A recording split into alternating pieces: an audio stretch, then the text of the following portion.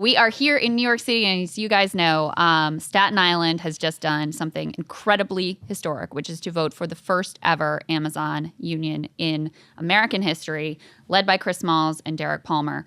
They have another election coming up here in 9 days, I believe, which is another building on Staten Island.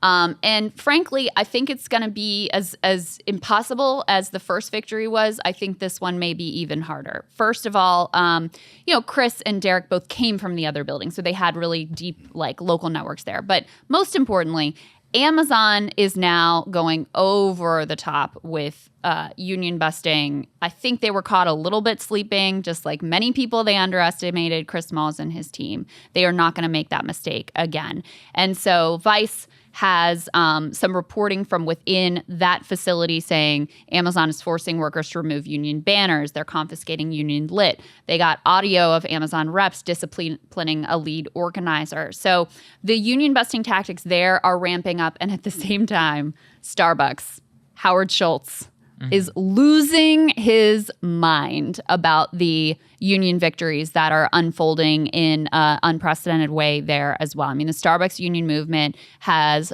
spread like wildfire. Their last 4 victories, union victories, were unanimous.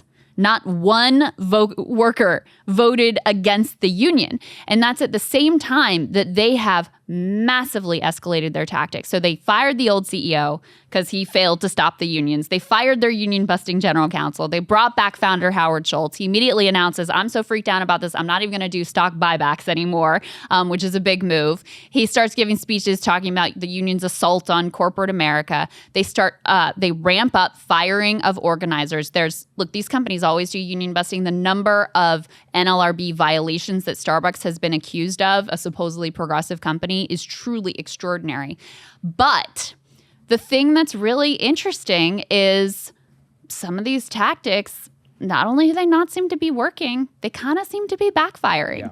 I mean, again, since Schultz is back and they've done all this stuff, not just victories, unanimous victories, and more Starbucks continuing to file for union elections. So, Marshall, I'm actually curious for your perspective, because I haven't heard from you on this issue. Do you think that this is a flash in the pan? Or do you think that this truly presages a new era of labor politics? Yeah, it's interesting. You haven't heard from me on this because I know nothing about the subject, but as a consumer of Amazon and reluctantly Starbucks, which isn't that great anymore, I will give my opinion. So I think these two situations are different. Yeah. So I see a world where, as a category, Amazon is almost certainly able to make a lot of anti-union victories. I think that they can. I don't even, once again, I don't know what the word union, I'm not in a bad way. I don't know what union busting means in the year 2022, but I think there's a world where Amazon could, in good faith, convince people not to do it.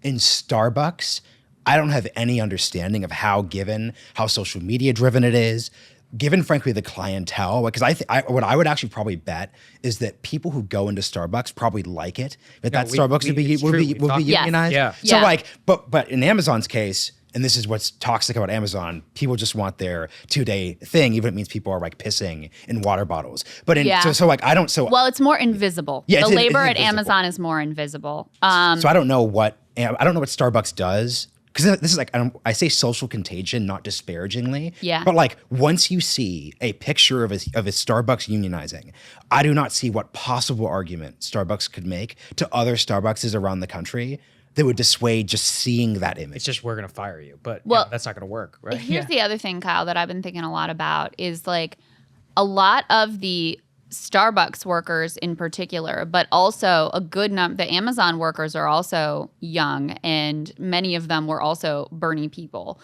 Part of why you have this movement right now is because of the consciousness that the Bernie campaign helped to build.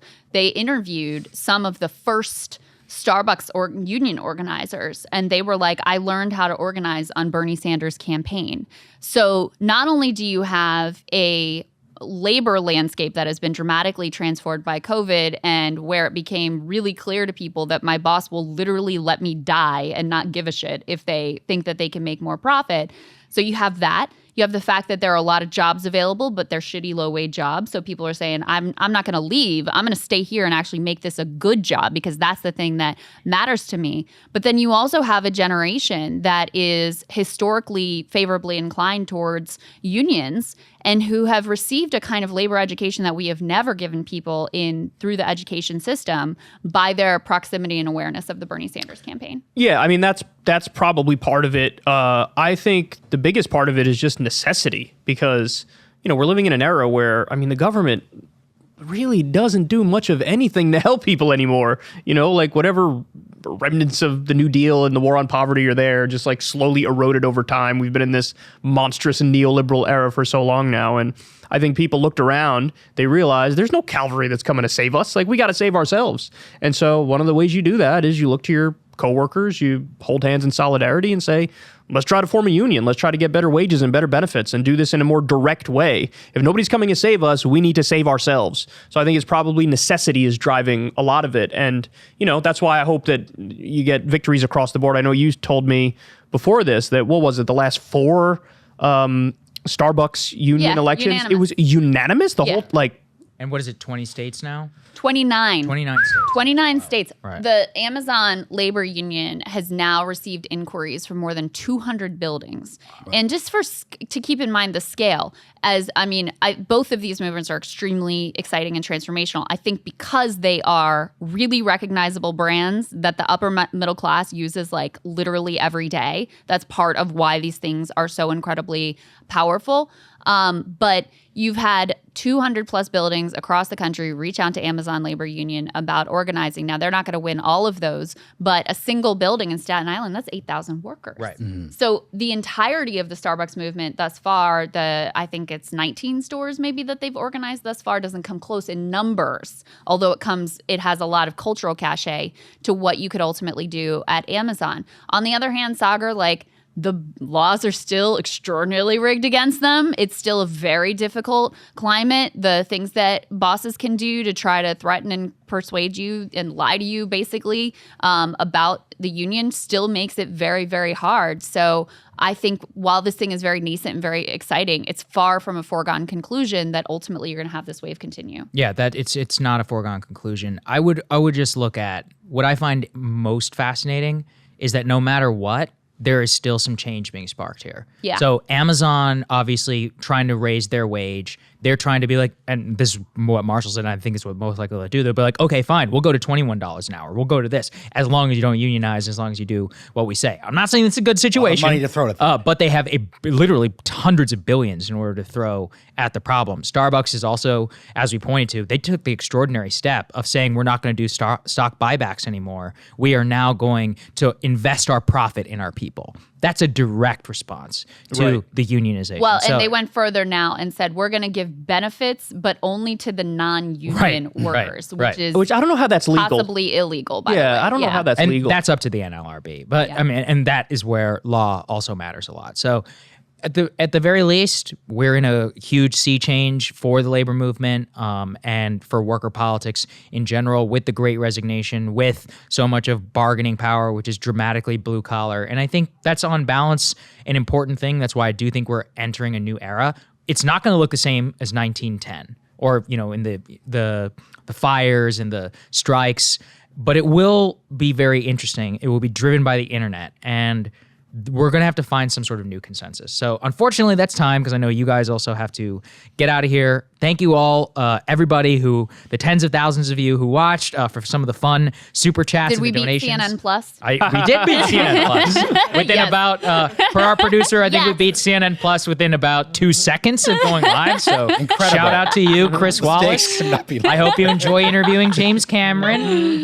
Thank you, everybody, so much for watching. This was a fun experience, new formats. Thanks to all premium subscribers, especially you guys programmed an amazing show. And I had a lot of fun. This was fun. It was fun. And by By the way, if y'all didn't like the topics and you're not premium subscribers, Yeah, there you go. Listen, Yeah. become a premium That's up to sub. you. and Daylight next savings you time get was to on the vote. table. Oh, I forgot to put it in there. That's Saagar actually my saving fault. time debate. Oh, you forgot to put I it on. forgot. Oh, I okay. forgot to put it in. I there. thought That's they my- overlooked no, that. that's my fault. But they definitely would have voted for They that. would have over. Yeah. Maybe. Yeah. I don't know. Let's be I don't real know. here. They went for all the deepest topics. They did go for all the deepest. They went topics. for the deepest stuff, Yeah. and that's why we love them so much. Shout out Yeah. to Alex with W2F Media for helping us put this live stream on. If you guys are ever in New York and you need It's a similar beautiful services, spot. it's a great spot. I Yeah. really love the studio. They I shoot love Brilliant how Idiots well here, it by the way. Yeah, which is Brilliant a great Idiots. show. Andrew Schultz, works with Charlamagne Andrew the God. Schultz. So shout Yeah. out to Andrew Schultz as well. And it's been really fun coming to you live from New York. We will see you guys later. Love Back y'all. on the show on Monday. See you next week. Cable news is ripping us apart, dividing the country, making it impossible to function as a society, and making it impossible to know just what is true and what is false.